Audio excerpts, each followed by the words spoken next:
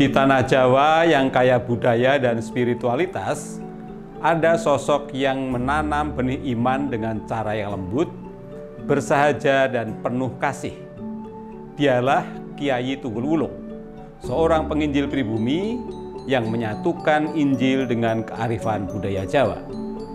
Hari ini kita menapaki jejak langkahnya, sebuah perjalanan ziarah untuk mengenang, memahami, dan melanjutkan semangat iman yang tetap hidup hingga saat ini.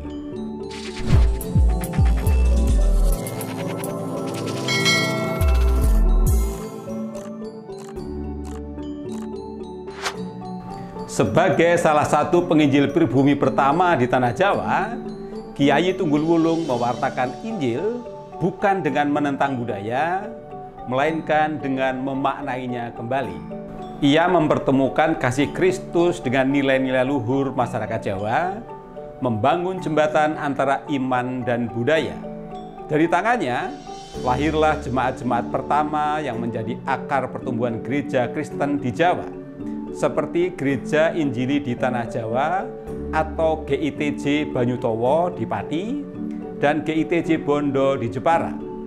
Kami berkunjung ke dua tempat ini, menyaksikan bagaimana benih iman yang beliau tanam kini tumbuh menjadi pelayanan yang hidup.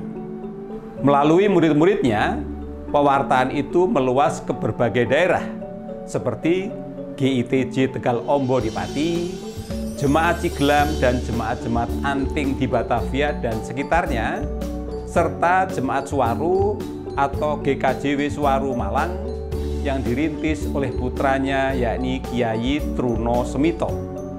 Pelayanannya juga diteruskan oleh murid dan sahabatnya, Kyai Sadrah, yang membawa Injil ke Purworejo, Temanggung hingga Banyumas. Dari tangan para tokoh inilah, iman Kristen orang-orang Jawa bertumbuh dan berbuah lintas generasi. Bagi Kyai Tunggul Wulung, iman tidak berarti memutus akar budaya. Ia percaya Kristus juga hadir dalam tembang Jawa, doa budaya Jawa, dan sikap hormat kepada leluhur. Iman sejati bukan soal mengganti tradisi, tetapi memberikan nafas dan makna baru di dalamnya. Inilah iman yang membumi, tidak menghakimi tetapi menghidupi.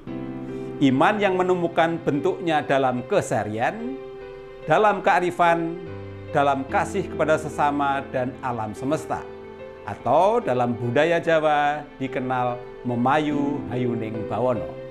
Ziarah bukan sekedar perjalanan menuju makam atau tempat suci, melainkan perjalanan batin untuk mengingat, bersyukur, dan menemukan kembali makna iman dan kehidupan.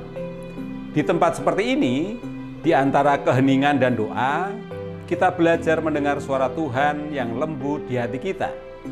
Suara yang mengajak kita untuk menapaki jalan kasih, seperti teladan Kyai Tunggul Wulung yang dulu melangkah di tanah ini. Dunia boleh berubah, tapi pesan Kyai Tunggul Wulung tetap sama, yakni kasih, kerendahan hati, dan kebaikan melampaui perbedaan. Mengenang beliau bukan sekedar melihat masa lalu, melainkan menghidupi semangatnya hari ini.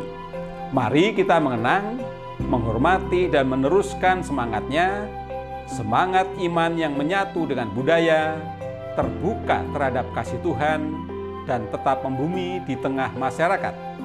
Melestarikan warisan rohaninya bukan hanya di tempat ziarah, tetapi dalam kehidupan kita sehari-hari, melalui cara kita mengasihi, bekerja dengan tulus, dan menghargai sesama.